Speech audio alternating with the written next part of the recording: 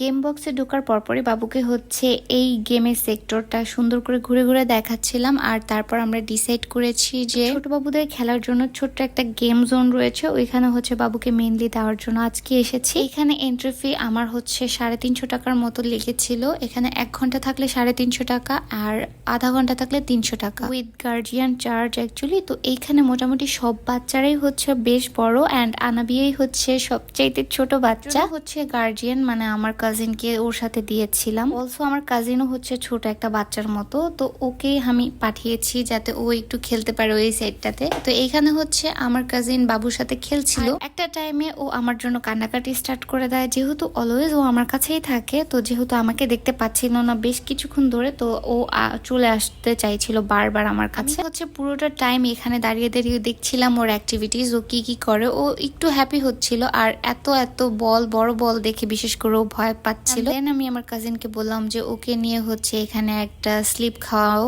তো দেখবে ও বেশি হ্যাপি হয়ে যাবে। কিন্তু না, উল্টো আরো ভয় পাচ্ছিল। তো বাবু অলওয়েজ বাসার মধ্যে থাকে, তাই এই প্লেসে এত বাচ্চা দেখে ও একটু মেবি নার্ভাস হয়ে গিয়েছিল।